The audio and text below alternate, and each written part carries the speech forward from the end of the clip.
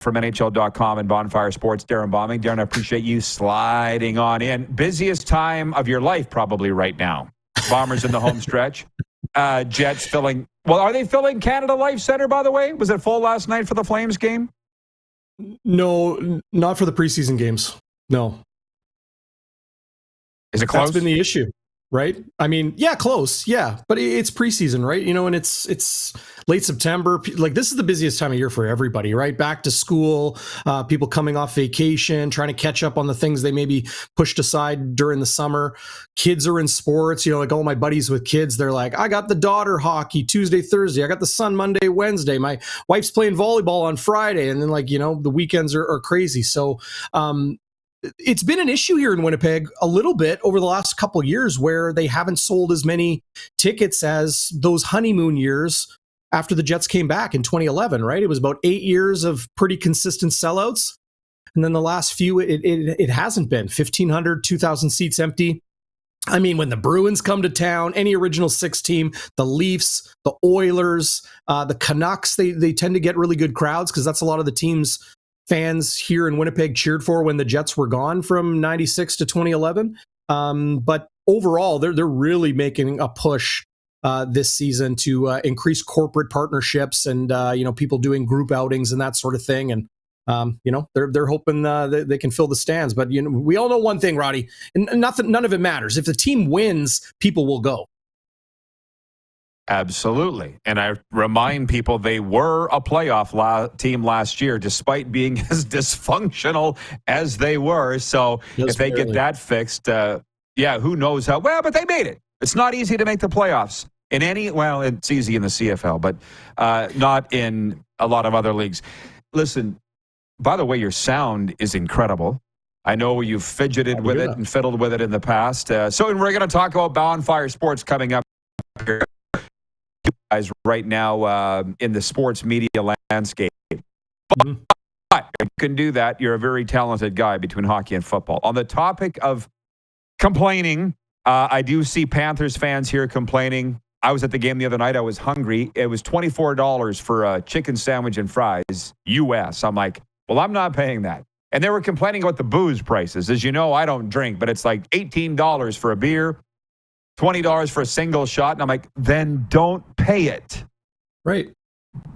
But they just like to complain or stay home. But they just like to complain. And my point on that is there's a lot of complaining about the Argos sitting Chad Kelly Friday night. I'm tired of it. The Bombers would do the exact same thing if they were in the Argos place. That's how I feel. How do you feel about the game of the week not featuring Chad Kelly Friday night? That game is sold out here in Winnipeg. Third straight sellout at IG Field. The Madhouse on Matheson, as I like to call it, on Chancellor Matheson Boulevard at the U of M. You know, there's 7 actual weeks and 4 from right now and 4 game weeks between now or after this game for the Argos and the postseason. We know they have a bye in the first round. They've locked up the East. You know, you talked about making the playoffs in the CFL is easy. I'm slowly tilting towards being a one division CFL guy. And, you know, so many reasons for that just seem to mount all the time. But for the Argos, people are like, well, there's a month and a half left. Why are you resting Chad Kelly now? Because you can. And Winnipeg, tough place to play.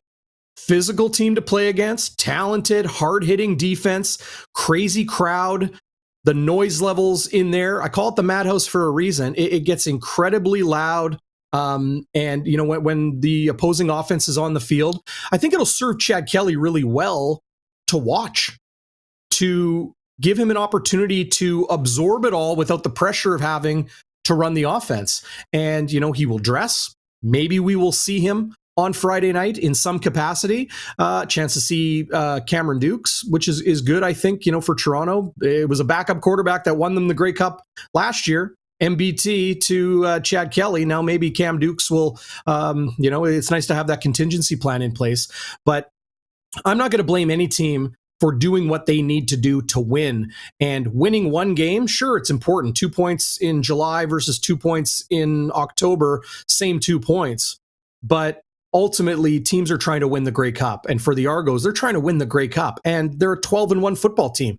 They can win the Grey Cup. They won it last year. And I think if you rest Chad Kelly now, kind of slowly integrate his load management through the remainder of the season, which really means nothing. They have the East final locked up, first place in the East.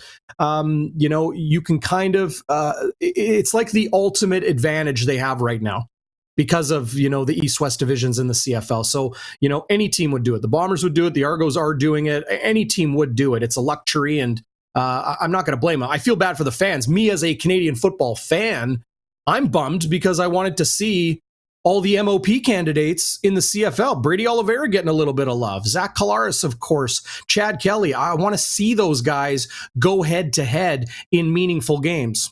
We're not going to get that on Friday, but we're going to get a football game between two teams that I don't think like each other very much.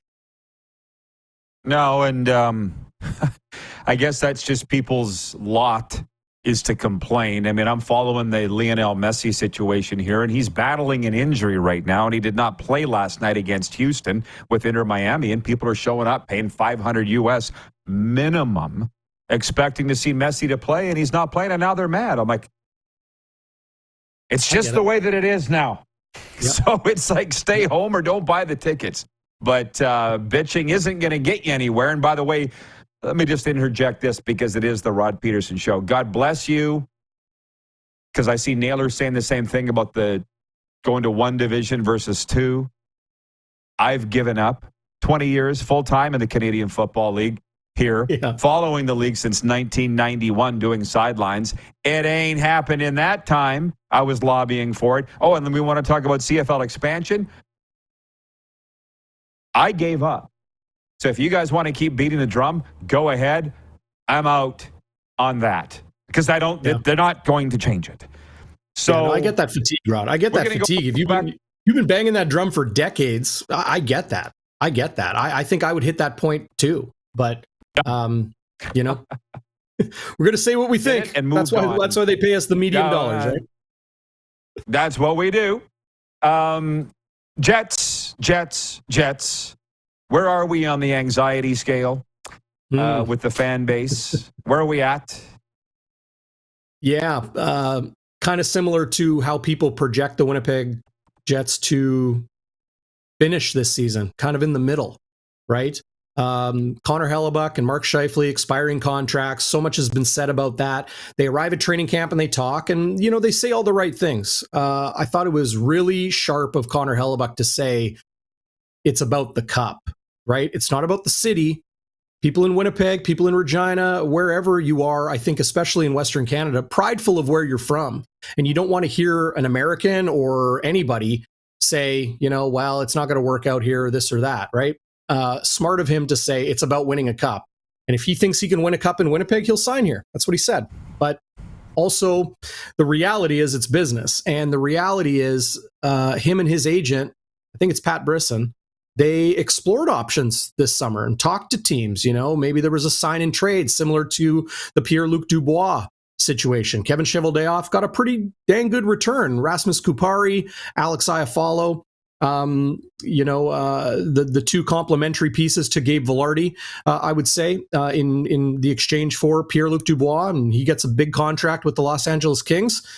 I don't know if that was really, it was a little bit cooler, I think, on the Connor Hellebuck market because it's a lot of money and it's a long term, right? Not only does he want $9.5 million, reportedly, supposedly, it's the term too. So if you want to be a Stanley Cup contender, we know that you can't tie up a ton of money into a few players. It handcuffs the team. So I think teams, especially seeing, Aiden Hill and Laurent Brossoit backstop the Vegas Golden Knights to a Stanley Cup, maybe teams are backing off that a little bit and saying, maybe we don't need that stud Vezina goaltender to win a Stanley Cup. Maybe we need to invest more in depth or in that third line centerman or more, grit on the defense or whatever it might be, more veteran influence on a team. So to bring it back to the Winnipeg Jets, I think, it's still all up in the air. Mark Scheifele, Connor Hellebuck, will they sign back in Winnipeg? We'll have to wait and see. if I had to guess, if I was a betting man, I would say the Jets are trying really, really hard to sign Connor Hellebuck. And I think they're trying to sign Mark Scheifele as well. But I also see the trade market for Mark Scheifele maybe being a little bit more of a workable situation for both GMs, because every team in the league wants a top 6 center. That is what Mark Scheifele is. The knock on Scheifele through really his entirety of his career is that defensive side of his game. So, this American Thanksgiving, that line, Rod, we all know in the National Hockey League, that really kind of determines who's in and who's out of the playoffs. I think that's going to be a very important date and important time for Winnipeg to make a decision whether 2023 is win or 2023 is ensure you don't, jail yourself with a roster and losing assets that are UFA. From the audience, Colin in Ottawa says you can't tie up a lot of your salary cap and just a few players and win a cup. Tell the Leafs that. Yeah, well, they haven't won a cup yet, bro. So chill. Yep. I'm with Darrin on that one. They're trying. Don't get me wrong, right? Like Mark Stone, deserve it of those contracts. Taves and Kane, Kucherov and Stamkos and all those big pieces of Stanley Cup teams. You need that. But I think those teams that are close to winning a Stanley Cup, maybe that feel they're a goaltender away, man, can we throw the better part of $10 million at one player when we're seeing teams win the cup, with goaltenders that are not pulling in 7+? As I say, going back and forth, Jay in Winnipeg watching says, I guess we don't have to pull the CFL game of the week. Well, we did that on Wednesday, and Toronto-Winnipeg's winning, and I was a little surprised because I'm like, do you people not know that Chad Kelly's not playing? I don't think it matters. People still revved. They're revved, whether Chad Kelly's playing or not. And by the way, where the heck is it? It was a good comment here from Randy. He goes, you would think Chad Kelly would want to play a team with a sellout crowd. Don't insult us that it's for rest with 5 games to go. I just want to clarify this before we break. Chad Kelly wants to play. Randy, you're a smart guy. Of course, Chad Kelly wants to play. Every player wants to play. It's the coaches that are making this decision that he's not playing. It's for health reasons. End of story. It's exactly what it is. Yeah. It's the first time I've heard anybody say that Chad Kelly doesn't want to play. Like, come on. Like all the talk about like, oh, they're trying to protect them or they're trying to ensure that the Argos don't dress their best lineup so the power rankings remain the same, or they can say that they're still the best team in the league or whatever. Irrelevant. Winton McManus is hurt. Gary Peters is hurt. The Argos have a whole bunch of starters that are not going to play. In the end, it's strategy to win a Grey Cup. That's all that matters. The Argos had 3 bye weeks in the first half of the season. They need rest. Makes sense. Yeah, it totally does. Hey, look, I'm going to let you go. I can handle it the rest of the way on my own, but just give everybody the best commercial you can for Bonfire Sports, because there clearly is a void that you guys are filling in sports coverage there in Winnipeg. Let her rock.